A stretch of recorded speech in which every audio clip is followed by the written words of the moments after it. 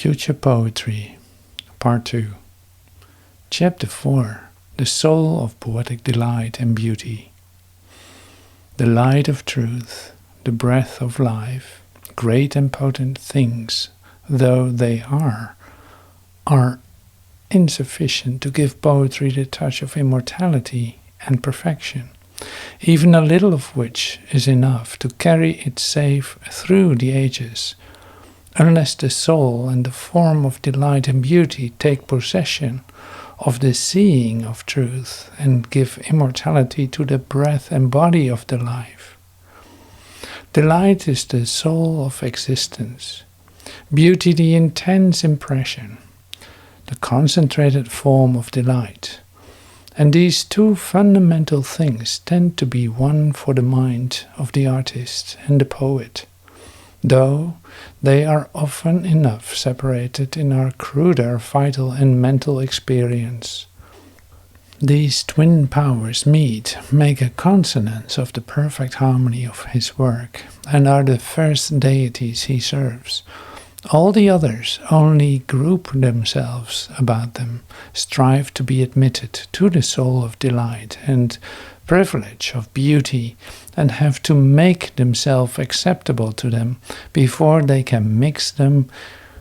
in a compelling and attracting oneness. For the poet, the moon of beauty and delight is a greater godhead even than the sun of truth or the breath of life, as in the symbolic image of the Vedic moon god Soma, whose plant of intoxication has to be gathered on lonely mountain heights in the moonlight, and whose purified juice and essence is the sacred wine and nectar of sweetness,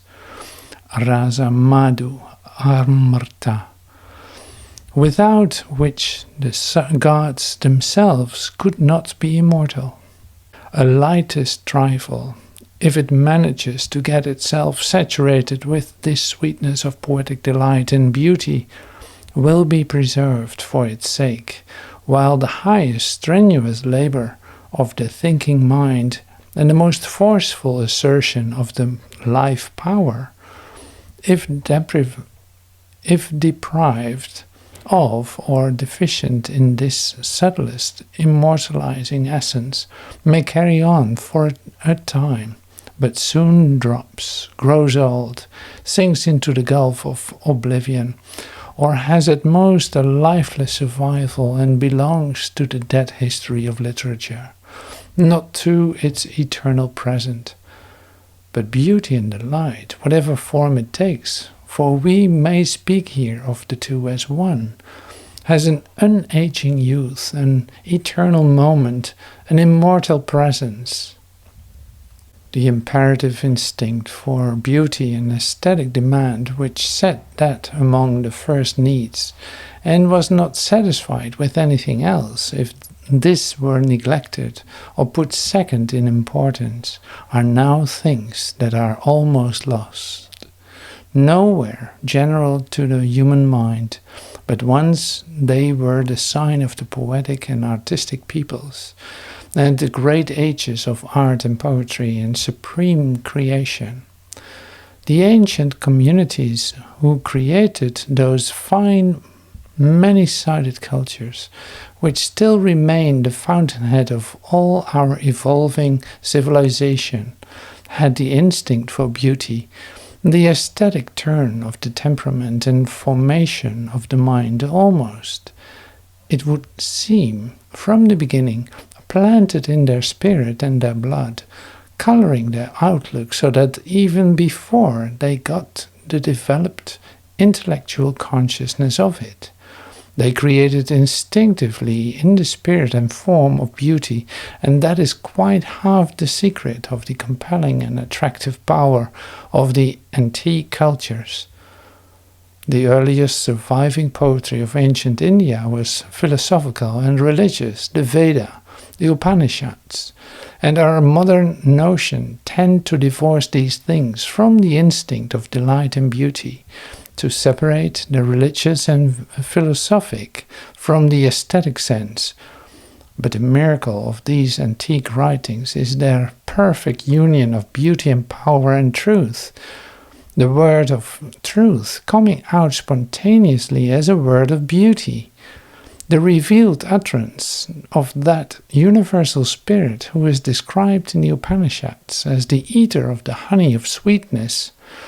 Madhvadam Parusam.